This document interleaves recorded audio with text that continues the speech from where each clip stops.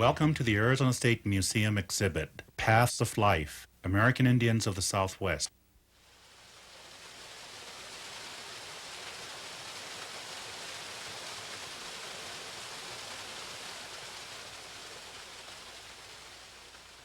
Come with us on a journey to discover the cultures that native peoples of the Southwest have evolved over centuries, long before the arrival of non-natives from Europe or other parts of North America.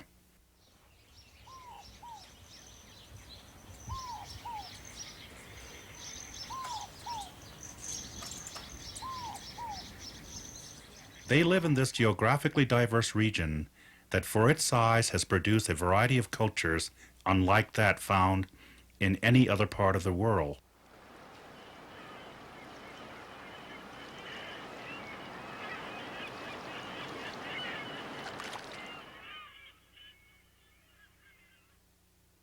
In this exhibit, you will learn about 10 of these cultural groups. Their lives, like our own, took a particular course and shape because of their values, beliefs, and the way they responded to the events and conditions they encountered. In these 10 exhibits, we will present views of their origins, their histories, and the way they live today. In short, their views of how they came to be here, how they fed and clothed themselves, made friends, fought enemies, and continued to survive as unique peoples despite all. These are the Seri. Today, with the desert on one side and the Sea of Cortez on the other, they fish off the coast of northern Mexico as they have done for centuries. Living off the sea and the desert reflects choices that go back to the Seri's earliest origins.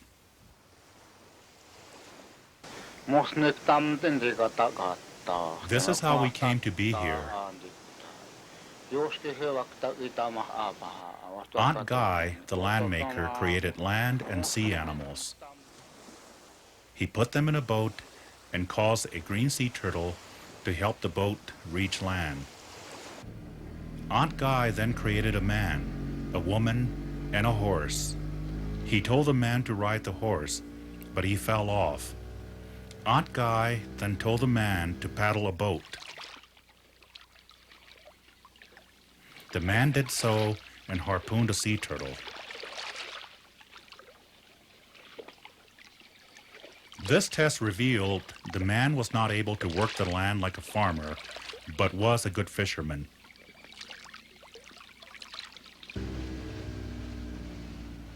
Historically, the American Indians of the Southwest all developed different ways to make a living. Fishing, farming, hunting, gathering. Each group lived a way that reflected its own view of its origins and place on the earth. This beautiful mural by a Yaqui artist shows a very different conception of the origin of a people. In the Yaqui origin story, two kinds of Yaquis came into being. Yaquis who accepted the Christian faith and stayed in this world to experience what was to come.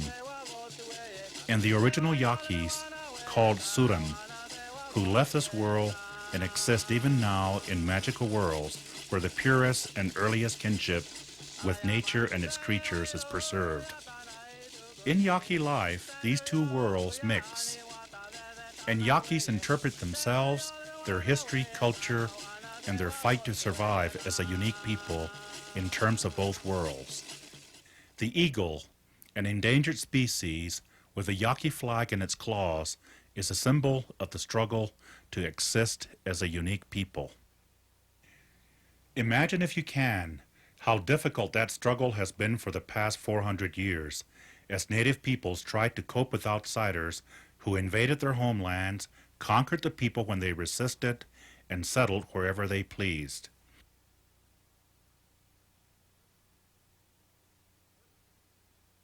The first Spanish expeditions to the Southwest in 1536, 39, and 40 brought with them the cross, the sword, and the prospect of great change for native peoples.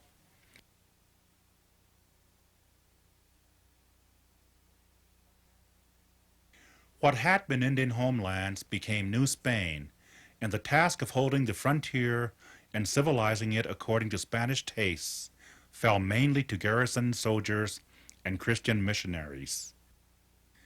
As missions and presidios were established in the 1600s and 1700s, they became key elements of change.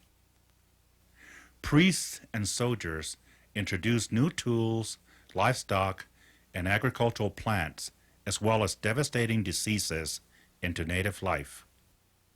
In 1821, Mexico won its independence from Spain, and Indian homelands now became part of Mexico.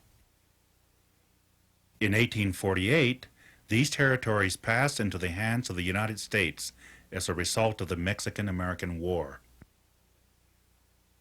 Within a year, the trails across the Southwest that led to California were filling up with immigrants lured by the dreams of gold.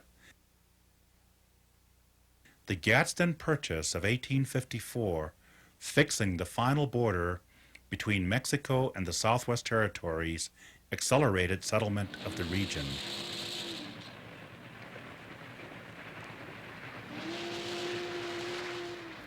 And as prospectors, ranchers, miners, and merchants helped themselves to the best land and resources, Native Americans were usually pushed to the fringes of their former homelands.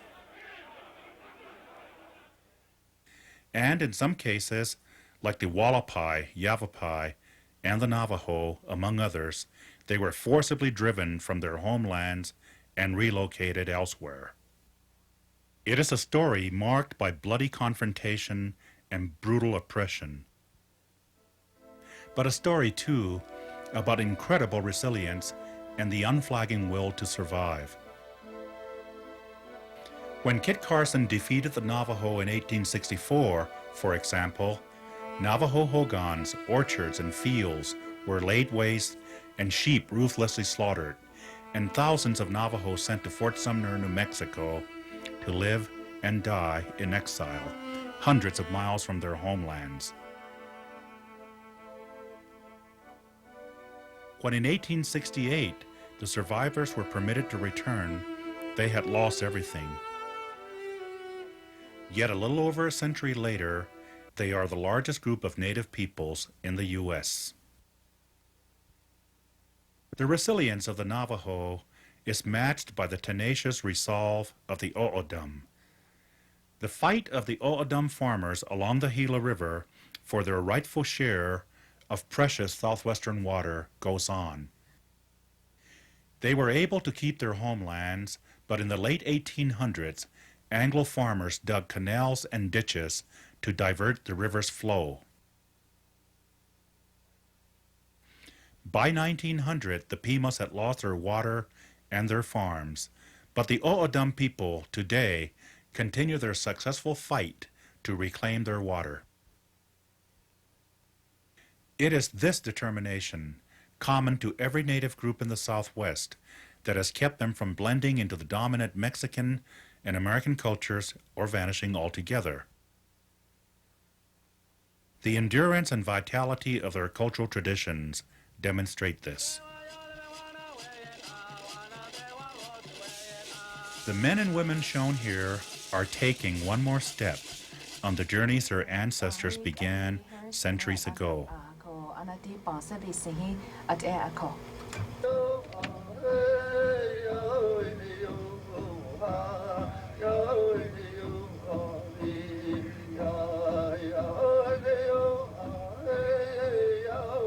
In this exhibit, we hope to help you trace the unique cultural paths taken by these enduring peoples and thereby reach a greater understanding of the rich and lasting imprint they have made on our diverse American culture.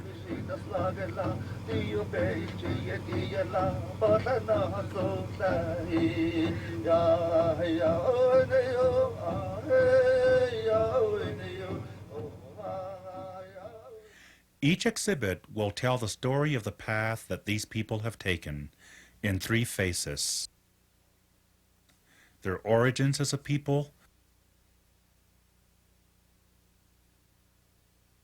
their history,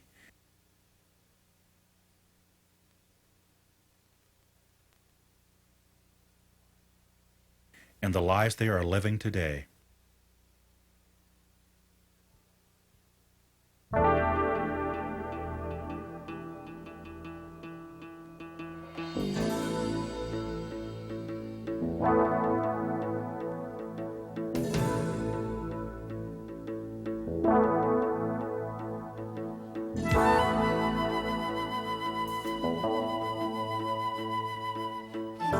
To supplement this three-part story and give you an opportunity to hear these native peoples talk about their culture in their own words, several video terminals are provided and located as shown here. Make use of them and enjoy your visit.